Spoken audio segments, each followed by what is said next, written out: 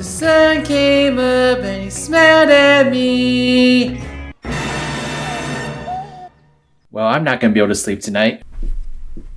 Hey beautiful humans, it's Riders here, and I've been thinking about some long-term goals of this channel. I'm an ambitious guy. I have dreams. One of which is to talk about every single Spongebob game imaginable. Consoles, DS, Game Boy Advance, N-Gage, Leapfrog, I don't know, you name it. Spongebob is just one of the most perfect things to have ever existed for human consumption, but I just feel like there isn't that go-to place to find out things about every single game he's ever been in. So I really want to be that channel in the future.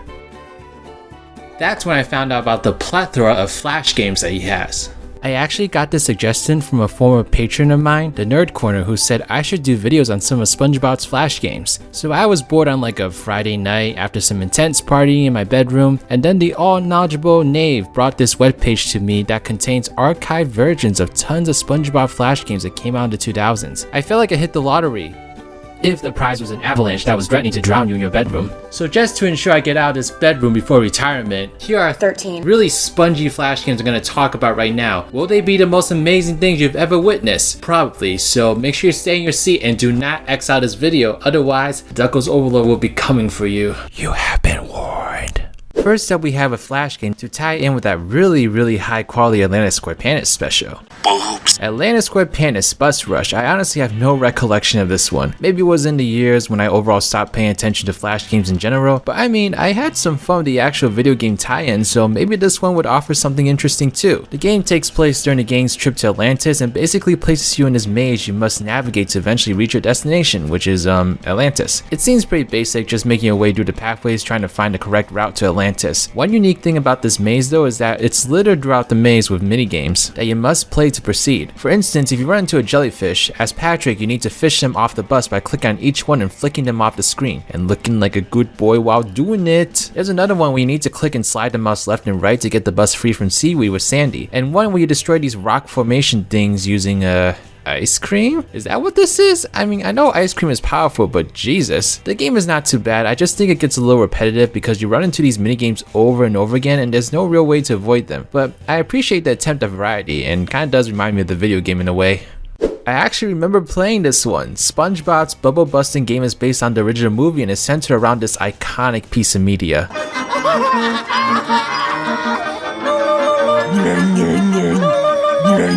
The aim of the game is to progress through fast-paced levels, popping as many bubbles as possible that are floating to the top of the screen. If you let too many bubbles fly past SpongeBob though, what I assume is some kind of laughing gas within him begins to rise up, and if it reaches the tippity top, SpongeBob will burst out laughing and get kicked out of Duck Tug. Yes, that's the actual name. I found this out just for this video. The game increases dramatically in difficulty after the first level, with tons of bubbles beginning to fly past you, so you have to be really quick. I actually had a lot of fun with this one. It's quick, easy to understand, and honestly SpongeBob's facial expressions are everything here. I will not take a shit. It's honestly a game that only worked with the Spongebob brand, so I was pretty satisfied with this one. Andro V Assault was one I definitely had not seen before, being released in 2006. You play as Spongebob, Squidward, or Mr. Krabs who must stop Plankton's robotic anchovies from reaching the Krusty Krab. The game is played by spamming the spacebar as fast as possible. When the robot anchovy approaches, the character kicks it a certain distance depending on the power meter. To increase the distance, a meter will appear and the player must throw jellyfish if you're Spongebob, plates if you're Squidward, or Krabby Patties if you're Mr. Krabs, added when the arrow points to the green zone. Doing it in the red zone though will make the robot start falling. The longer the distance, the better your score is. I definitely got major Help Wanted vibes from this just based off the concept. Even though it's robot anchovies, it definitely feels like a callback to the first episode where the Krusty Krab was overrun by actual anchovies. It's a fine enough game, and I honestly think this could make an interesting episode as well if they ever wanted to pursue it. I just feel like the actual concept is just sort of random. It kind of gives me an Angry Birds vibe, but just a really weird way to approach a setup where you're seemingly being overrun by an army of robots and your solution is just to kick one robot at a time to the depths of the ocean. It's kind of like if I took out the trash but then proceeded to grab each item in the bag and throw it into the dumpster. I don't know, it probably makes sense to someone. In Sea Monster Smush, you must guide Spongebob, who is now apparently the star agent of Bikini Bottom Special Porous Unit, okay, through the depths of the ocean floor in search of sea monsters and the treasure they guard. This is basically a Dig Dug clone, which is a maze arcade game developed by Namco. The name of the game is to go through this maze, digging through the floor and eliminating all the sea monsters to progress to the next level. It's definitely a game that can open up some interesting strategies if you want to use the anchors or other various items, for instance, to help take out some of these monsters. Otherwise, you can get rid of these monsters with your weapon happen. Just don't get in the same place as 2 of them since it takes 5 hits for some reason to destroy each one. I don't know, it doesn't seem like something I personally enjoy regularly. The setup just seems very dry to me, and also the concept of it just seems so outside the norm for SpongeBob that I just don't find this one enticing. As far as I know, there's no episode remotely similar to this concept, so the overall setup just bores me. I'm absolutely floored by the sea monster though that has lightning powers. Like, can we please see that one appear in the Battle for Bikini Bottom sequel that we better be getting? Boo or Boom was a Halloween-themed game released in 2007. It even comes with this fun little intro piece to orient you to the game that I will happily recite. Ahoy! It's Halloween and everyone but Plankton is happy. Nobody ever comes to this chum bucket Halloween bash. Well, if he can't have a party, no one else can. Can you shut the f*** up?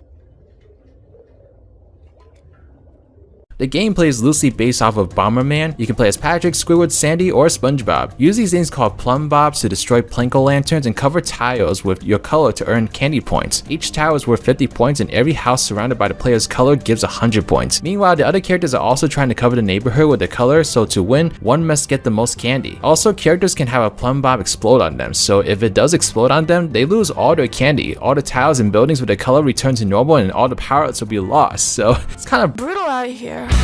But kinda is the nature of this game. I actually don't think I played a Bomberman game before, so this is sort of my first exposure to this kind of gameplay. Dave told me that it's a little different, but it retains a lot of similar features. I do like this one quite a bit. There seems to be a good amount of strategy at play here and makes this one a little more interesting compared to others. It's also got some sick costumes for all the characters, like Squidward as a pirate is honestly just everything I needed. Let me pull out me clarinet for me mateys.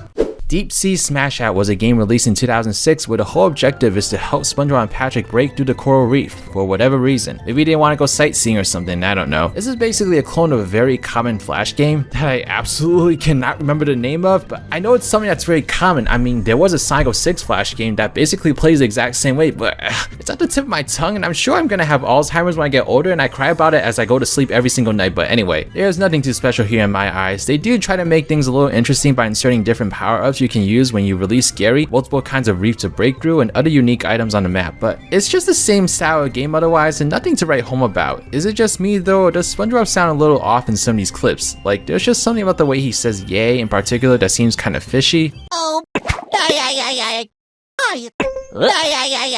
yay! I don't know, maybe Tom Kenny had the suds or something, poor guy.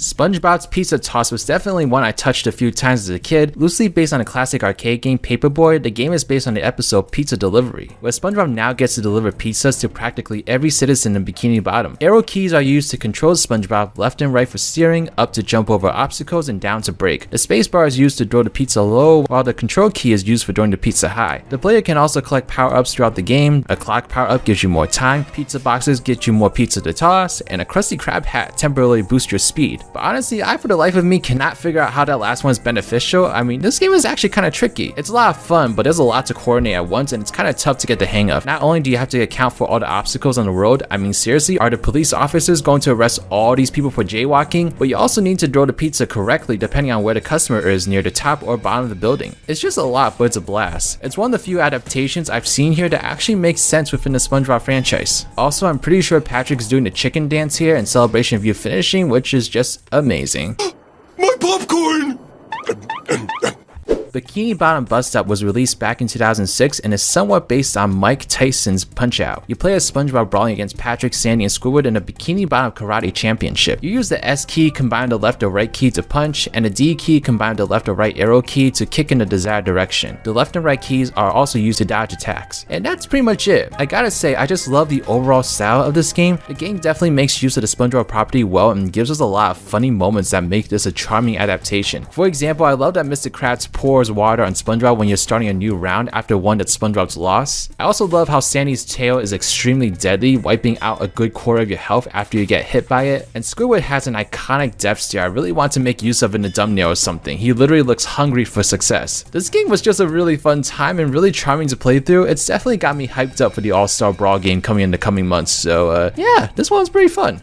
Spongebob's bumper subs were released in 2002 and is based off of the classic bumper car scenario. The objective is to bump into other submarines. If you get stung by jellyfish 3 times, you will sink and it is game over. However, if you get eaten by a whale, it is an automatic game over. Yeah, they're really deadly here apparently. You can play as SpongeBob, Patrick, Sandy, Squidward, or Mr. Krabs, and well, that's basically all there is to this game. To be honest, the concept is a little confusing to me. Why are SpongeBob and co hanging around the surface trying to get rid of other submarines? Are they all being controlled by plankton or something? And the game itself, you basically experience everything it has to offer within 10 seconds of playing it. There is a radar on the top right, which definitely helps you with navigating the sub, as at first I thought you just had to switch directions if you saw something dangerous. To me, this is just another one of those Flash games where it doesn't really feel like an actual SpongeBob game, just a game with SpongeBob skins plastered over it. It's fine for what it is, but I only spent like a minute on it and was totally done. Like, it's kind of boring. Pyramid Peril was released in 2007 and is a SpongeBob version of the classic arcade game Quibbert. The premise of the game is that the coral hills of Bikini Bottom are wilting, so SpongeBob can get them blooming again by basically jumping on them. You start at the top of the pyramid made of 21 cubes and move by hopping diagonally from cube to cube. Landing on a cube causes it to change color, and changing every cube to the target color completes the level. The player only has a certain amount of remaining lives, so you need to avoid bumping into enemies or falling off the map. Gary sometimes appears, and if you step on him, it freezes the enemies for a short time, though the sound effect that plays when you step on Gary is absolutely horrifying. I'd never played this game before, so the concept is quite new to me, but it honestly was a whole lot of fun. There's a great deal of strategy you need to employ along with a sense of urgency as the jellyfish continue to move around the board. Not to mention, it's just extremely satisfying to see the entire pyramid change color and then progress to the next level. I may have to check the original out someday, but this is a perfectly fun version of it. Just prepare yourself whenever Gary pops up on screen.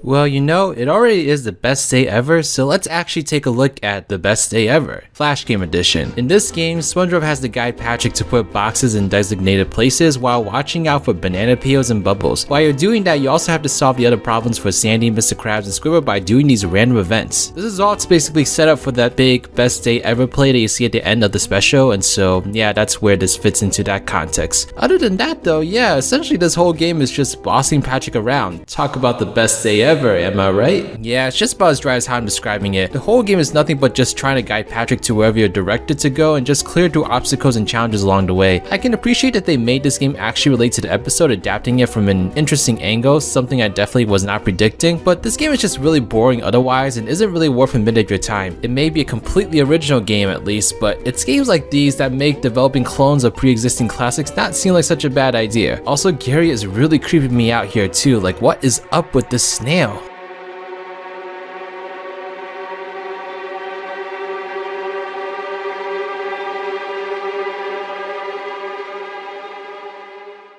Reef Rumble is probably the most surprising game I encountered here. It's another fighting game, but this time more similar to the likes of Street Fighter, where you battle head to head with a single foe trying to win 2 out of 3 matches. But honestly, this game is a lot of fun and has a lot of potential of being expanded upon. First off, look at how awesomely wacky these characters look. I love that idle pose SpongeBob is doing. I love how stretchy Patrick can get, and Squidward, oh my god, he is literally the best part of this game. He's completely dressed up for the occasion and chants like a monkey, and it's hands down one of my favorite Squidward appearances ever. Squidward also throws clarinets like they're fireballs, and the ideas for Nick All Star Brawl are already swirling my head. He literally looks like an anime character. You have SpongeBob, Patrick, Sandy, and Squidward to choose from at first, but after completing the tournament mode once, you unlock 2 additional players. Can you guess who they are? It's Larry and Robot Krabs. Like, talk about random. I'm pretty happy to see Larry finally get some love in one of these games, and he looks pretty hot in that revealing dawn, I'm not gonna lie. And Robot Kratz makes me want to see him in All Star Brawl so bad, like the maniac literally blocks attacks of a pillow. It's so badass. The fights also take place in a bunch of different locations, and the biggest smile popped up on my face when I saw that they were fighting in the laundromat. Like, come on, this game is so cool. I really want to see this get properly ported to like mobile devices or something. It's too stupidly cool to just be lost in a world of Flash games, so please Nickelodeon, have mercy on my soul.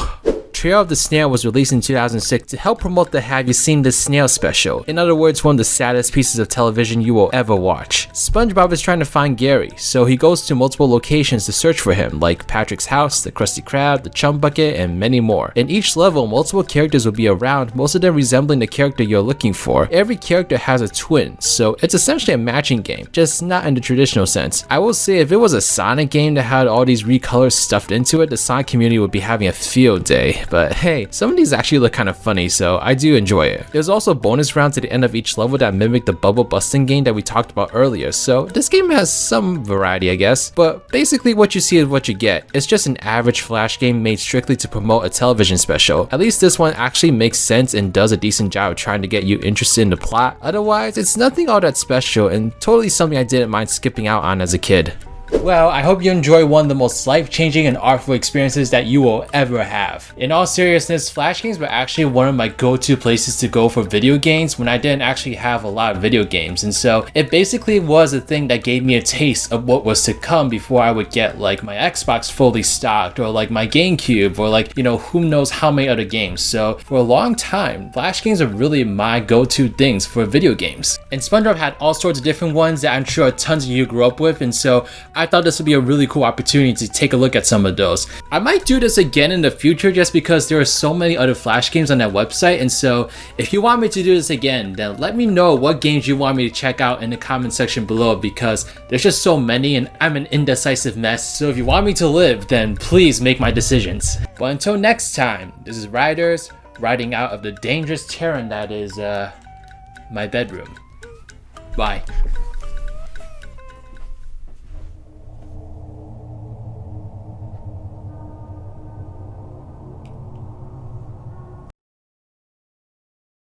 Thank you so much for watching this video. Special shout out to my patrons, Team Rattle Sign Gamer, Johnny Hinton Ortiz, Trash Q, Claw84. These are my patrons / YouTube members. If you'd like to become a patron or YouTube member and get access to a whole bunch of different perks, then please check out the links in the description box below. But alright, this is Riders, riding out.